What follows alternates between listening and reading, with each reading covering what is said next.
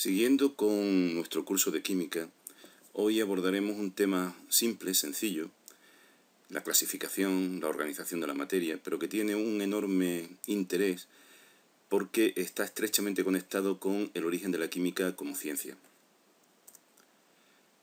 Si aceptamos la manera de pensar, el punto de partida de Thomas S. Kuhn acerca de la evolución de las ciencias, de las teorías científicas, en su libro La estructura de las revoluciones científicas, todas las ciencias tienen una etapa precientífica que da lugar en un momento determinado a lo que es la fase científica. En ese tránsito, lo que ocurre es que se ha establecido, se ha aceptado un paradigma que es compartido por toda la comunidad científica de la época.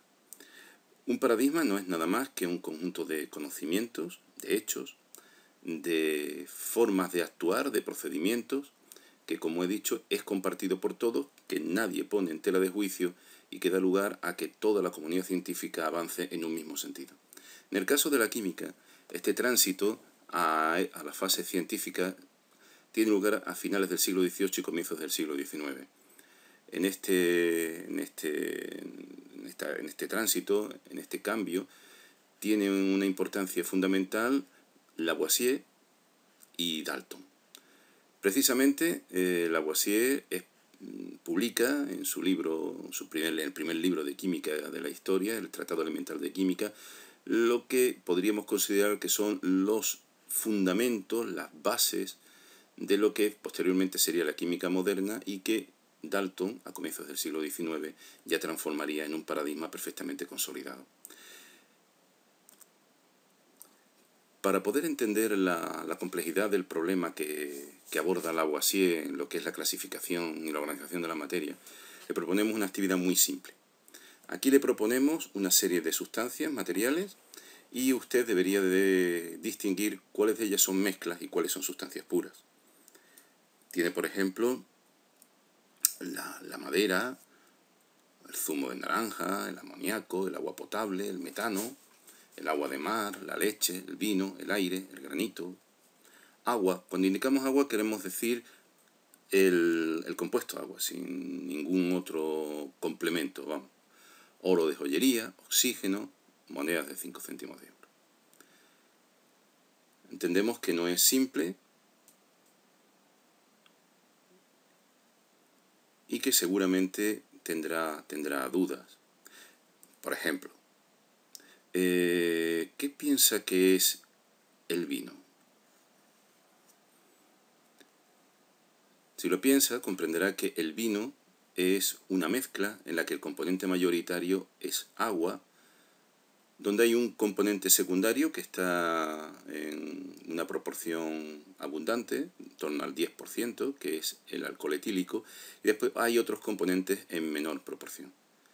Algo similar ocurre, por ejemplo, con la leche, que es una mezcla en la que el componente mayoritario también es agua, y que existen una serie de componentes minoritarios, como son un tipo particular de azúcar, la lactosa, hay también proteínas, hay grasa. Otro ejemplo, si lo quiere, es el agua de mar, en el que también es una mezcla, en la que el componente mayoritario es agua, y los componentes minoritarios son fundamentalmente cloruro de sodio y otras sales. Existen otras mezclas aquí, como por ejemplo el aire, en la que el componente mayoritario es nitrógeno y el componente minoritario es oxígeno. O, por ejemplo, la madera, en la que los componentes mayoritarios son celulosa, hemicelulosa y lignina. Aquí tiene la relación de mezclas. Fíjese que hay dos grandes categorías de mezclas. Unas que son denominadas homogéneas, porque la composición en cualquier punto de ellas es idéntica. La leche tendría la misma composición en cualquier punto en su interior, o el aire, o el vino, o el oro de joyería.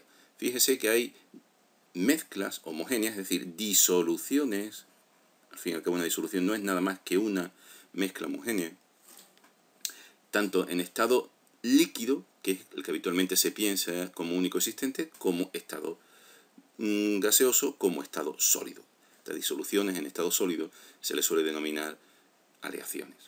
Por otra parte, tiene mezclas que son heterogéneas porque en distintos puntos de la mezcla se pueden percibir componentes diferentes. La composición cambia con el punto concreto de la mezcla al que aludamos.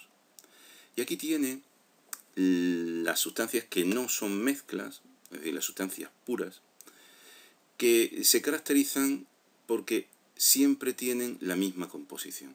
Dentro de esta categoría hay dos grandes grupos. Uno, en el que están ejemplificados aquí el metano. Aquí tiene un barco que habitualmente se utiliza para trasladarlo desde los yacimientos hasta los lugares de distribución. Amoníaco o agua. Estos compuestos,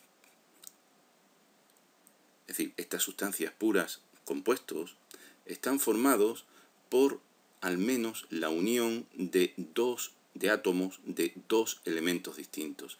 Evidentemente los compuestos se pueden separar, sus partículas se pueden romper y separar en otras partículas más sencillas que son las que forman los elementos.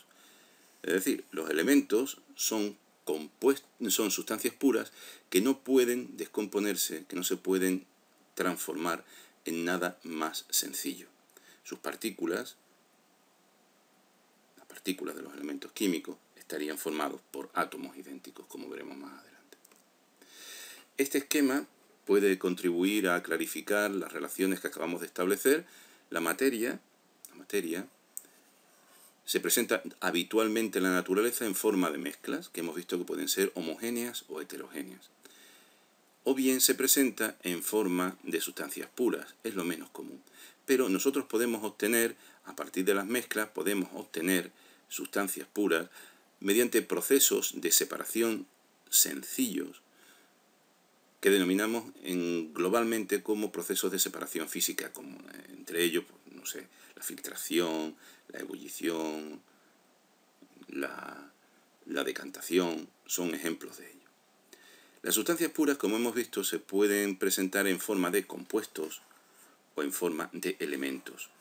Los elementos serían sustancias puras que no pueden descomponerse en nada más sencillo y, sin embargo, los compuestos, mediante un proceso de separación química, sí que se podrían separar en los elementos químicos. Estas ideas fueron establecidas por Lavoisier en su momento. Elemento químico, su definición de elemento químico podría concretarse como aquí la tienen: sustancia que no puede descomponerse en otra más simple por ningún método de análisis conocido. Fíjense, porque es una definición realmente interesante, porque es una definición de tipo operacional. Realmente nunca, desde el punto de vista de Lavoisier, nunca podríamos tener la seguridad de que una sustancia que nosotros no somos capaces de descomponer no hubiera otro proceso aplicado por otra persona que lo consiguiera. Por eso, en la primera tabla de elementos químicos que publica Lavoisier en su libro, en su tratado elemental de química, aparecen por primera vez 33 elementos químicos y aparecen sustancias que hoy día son consideradas como elementos químicos. Ven el hidrógeno, el oxígeno, la plata, el arsénico, el bismuto, el cobalto, el cobre, y otras que hoy día no lo consideramos. Fíjense, por ejemplo, la barita, la alúmina, la sílica, la magnesia, la cal. Son sustancias hoy día consideradas como compuestos, pero que, debido a la definición de elemento químico de Lavoisier, encajaban dentro de lo que él consideraba como elemento químico, es decir, sustancias que él no podía separar en nada más simple. Hoy día, mediante las técnicas más modernas, sabemos separarlas y por tanto no las consideramos como elementos químicos. De cualquiera de las maneras, este avance permitió avances posteriores y su aportación es realmente importante en el origen de la química. Para que entienda el siguiente paso que dio Lavoisier acerca del concepto de elemento químico, le proponemos que distinga dentro de estos 6 ejemplos cuáles son los que usted cree que son mezclas, cuáles son sustancias puras, y dentro de los que ustedes consideran que son sustancias puras, cuáles son elementos y cuáles compuestos. En el primer caso, que ve aquí, hay partículas, todas iguales, separadas. En el caso B, todas las partículas, átomos, son idénticos y están juntos entre sí. En el tercer caso, fíjese que son todos los átomos, serían idénticos, pero se están agrupados en parejas que podríamos considerar en el lenguaje moderno como moléculas diatómicas.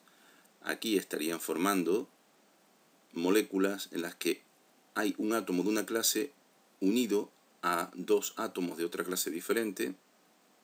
Aquí hay dos tipos de átomos, pero fíjese que los átomos de cada clase están unidos por separado. Y en el último caso, los átomos, hay dos tipos de átomos y están unidos todos ellos entre sí, formando un enrejado, como ve ahí, plenamente organizado. Bien, seguramente no les será difícil darse cuenta que la mezcla, la única mezcla de estas 6 es esta. Es una mezcla de dos elementos químicos y que, por otra parte, en los 5 ejemplos que le quedan, en los 5 ejemplos de sustancias puras, son elementos químicos el A, el B y el C. ¿Por qué? Pues porque en todos estos casos solamente hay un tipo de átomo. El elemento A, evidentemente, está formado por átomos individuales en estado gaseoso. El elemento B parece ser que está en estado sólido y no forma moléculas, como forma el ejemplo C, sino que forma una estructura organizada, bien ordenada, que denominamos red cristalina o cristal. Evidentemente está en estado sólido. Y por último, el elemento C forma moléculas diatómicas, y evidentemente al ver que están separadas habría que suponer que están en estado gaseoso. El compuesto D, fíjese que forma moléculas, cada molécula está formada por la unión de un átomo de un tipo y dos átomos de otro, y este compuesto, tal y como está aquí representado, parece estar en estado gaseoso, sus partículas están separadas unas de otras, y el compuesto F es un compuesto en el que dos tipos de átomos diferentes están unidos entre sí, formando de nuevo, igual que en el caso B, una red cristalina, un sólido cristalino.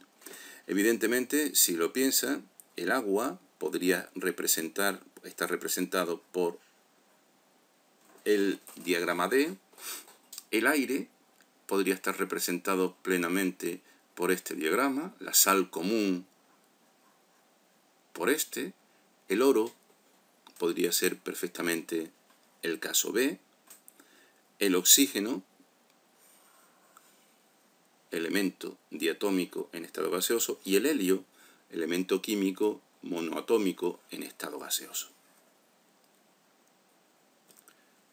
Fíjese que a nivel de elemento químico nos podemos encontrar el caso de los gases nobles, donde los elementos químicos, donde los átomos están separados en estado gaseoso, o elementos químicos donde los átomos están agrupados entre sí formando redes cristalinas.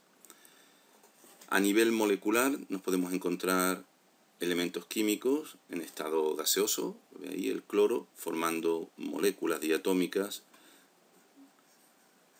en estado gaseoso, y que evidentemente cuando estuviese en estado sólido se formaría un sólido en el que los nodos estarían ocupados por las moléculas de cloro. A nivel de lo que son compuestos, la estructura molecular es evidentemente la predominante, la existente. Por ejemplo, el cloruro de hidrógeno estaría formado por la unión de dos tipos de átomos diferentes. Aquí lo vería en estado gaseoso y aquí lo vería en estado sólido. Un compuesto puede no formar moléculas, formar cristales, tal y como hemos visto anteriormente en el caso del cloruro de sodio, redes cristalinas. La solución, la explicación de todo este tipo de comportamientos la dio Dalton en su momento, estableciendo lo que hoy conocemos como teoría atómica de la materia, que viene a ser el primer paradigma de la química, primer conjunto de afirmaciones o de presupuestos que fue aceptado por la comunidad científica y que permitió el desarrollo de la química como ciencia. La verdad es que son bien simples y aquí los tienen. Los elementos están hechos de partículas diminutas llamadas átomos. Todos los átomos de un elemento son idénticos, los átomos de un elemento son diferentes a los de otro. Evidentemente, cuando hablamos de diferencia hablamos del peso atómico, la masa atómica. Los átomos de un elemento se combinan con los átomos de otro elemento para formar lo que denominamos moléculas o redes cristalinas, es decir, compuestos químicos. Y una idea bien fuerte: los átomos no se pueden crear ni dividir, son partículas que no se pueden destruir en ningún proceso químico. De hecho, desde el punto de vista de Dalton, los átomos que existían o que existen en un momento determinado de la historia son los que existieron cuando fueron creados. Hoy día conocemos 112, o son aceptados 112 elementos químicos que a su vez integran o permiten formar los más de 60 millones de compuestos químicos que se conocen a fecha de hoy. No sé si les ha quedado claro el cambio de definición de elemento químico desde Lavoisier, una definición operacional, elemento químico, sustancia que no puede ser dividida en nada más simple por ningún tipo de análisis, y la definición de Dalton, que ya es estructural, elemento químico son sustancias químicas que están formadas por átomos idénticos.